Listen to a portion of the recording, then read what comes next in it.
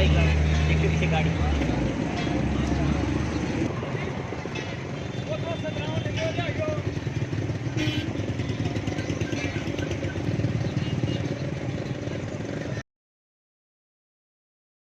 अस्सलामुअलैकुम जी।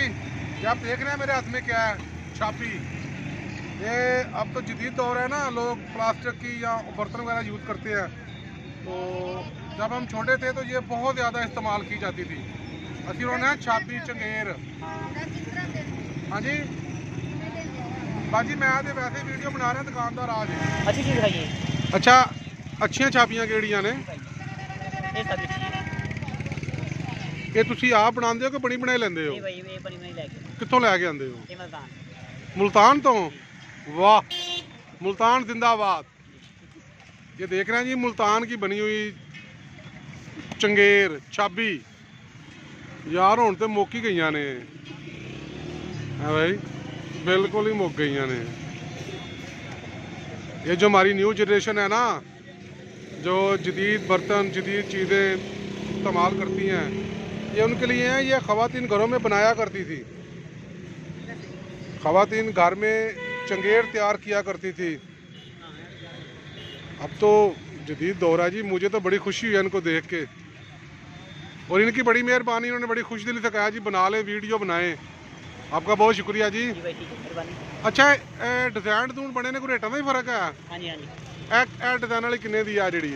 बच्चे वाली बच्चों की है जी, बच्चे छोटे ये किन्ने दी है? 150 दो। 200-150 दियाँ। और ये ऊपर बड़े डिजाइन बने ने 300 दो। 300 दो। 300 दी दो। इनके जोड़ा जोड़ा बेचते हो? जी। ए वाला डिजाइन जोड़ा 250 रुपए दो। है 250 रुपए दो। 250 रुपए का दो। आ भी बड़ा खूबसूरत डिजाइन है भाई। है 450 रुपए दो। 450 दी दो। जी। क्या बात है, अगे आ जाओ जरा। ते सस्ती केड़ी है अज? सस्तियां तले रही हैं 150 रुपए दो। अच्छा, ए 150 रुपए दी दो ने? 150 रुपए दो। अच्छा, एडी सस्तियां ने 150 रुपए दी ने, ठीक है। जी। ते ए की चीज है? ये हार्ड पार्ट। हाट पाट है। वाह यानी कि सारा हथ नाल बने हैं। तो तुसी मुल्तान तो लैके आंदे हो? जी भाई। क्या बात है जी, क्या बात। अच्छा, जिन्हां ते शीशे लगे ने, जी 600 रुपए दो। ये 600 दियां दो ने? ये तो ये काफी महंगियां नहीं है? बस ये नागी की बड़ी प्यारी है, धागा बनया सारा। अच्छा, ये धागे दियां ने? पश्चिम। वाह, क्या बात है जी। आ देख रहे हो तुसी, जबरदस्त, क्या बात है। अच्छा, धागा लगा है पशम दी। जी। वैसे मैं भी पेंडू हाँ। कोई गल नहीं। मेरी वालदा मोहतरमा अल्लाह जंद नसीब करे, अपने हाथ नाल बनांदियां हन। पर इंज दी बनी मैं अपने घर भी नहीं वेखी, ना अपने इलाके च वेखी है। मुल्तान दी सौगात है। मुल्तान जिंदाबाद जी, मुल्तान हमेशा जिंदाबाद। अच्छा, ये भी पॉट है? जी। ये भी चीज़ है, ये चीज़ है, ये चीज़ है, ये जनिक है। क्या बात है जनाब। जो हमारी न्यू जनरेशन है वो ये देख ले कि हमने हमेशा चंगेर छाबी, ये जो बड़ी है ना, इसको कहते थे चंगेर।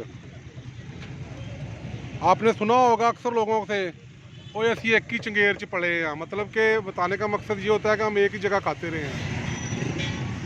ये भी हमारी रवायत थी जी, जो आहिस्ता आहिस्ता दम तोड़ती जा रही है। ये हुण तो यार हर जगह प्लास्टिक दी छाबियां। हाँ शहर जेड़ा ना बहुत ज्यादा इथों लेके जांदा जी। अच्छा, हां जी, जेरो आंदे जांदे देख के जाणगे, फिर लेके वापस लेके जाणगे। सारे लोग ना शेवपुरे दे सारे लोग लेके जाते हैं। देख रहे हैं जी, वो कह रहे हैं जो लोग देखते हैं वो लाजमी हमसे लेके जाते हैं। ज़बरदस्त है जी। ये भी हमारा एक ट्रेडिशनल है, रवायत है एक। और खुशी इस बात की है कि ये अब भी ज़िंदा है, ख़ासकर मुल्तान। मुल्तान जिंदाबाद। अच्छा, अब तुसी आप बोलो जी। जी भाई, मियां अली बंगले से मिलती है ये वाली चीज़। ये जिनकी शॉप है वो आपसे कुछ बात करना चाहते हैं, शायद अपना तारुफ करवाना चाहते हैं भाई जी। ये खरीदनी हो ना हमारे से तो मियां अली बंगला है, ये कसूर रोड पे, इधर से मिलती है। ना कि जितने कुछ किसी की जरूरत हो, बाकी ये ना कि इधर से रब्ता करके ले सकता है इंशाल्लाह। अच्छा, मैंने गल दसो, रेट में जे किसी बंदे ने कहा जी मैं वीडियो वेख के आया जी जी ते रात करोगे उन्होंने? इंशाल्लाह जी, पक्की गल है? इंशाल्लाह जी। देख लें जी, वो कह रहे हैं जो वीडियो देख के आएगा मैं उसको। वो बोले मुझे कि हाँ मैं वीडियो देख के आया हूँ, वही आपने कहा कि हमें याद करके नहीं बेचेंगे, इंशाल्लाह मैं जरूर ताबेदार हूँ। देख लें जी, अगर ये बंदा वीडियो देखने वाले को रहत ना करे, आपने नीचे कमेंट्स करने हैं जी जी तो फिर हम इनसे आगे पूछेंगे कि भाई आप वादा खिलाफी क्यों कर रहे हैं। जी जी अपने वादे पे कायम रहना है जी। इंशाल्लाह जी, इंशाल्लाह। बहुत बहुत शुक्रिया जी, थैंक यू, खुदा हाफिज़।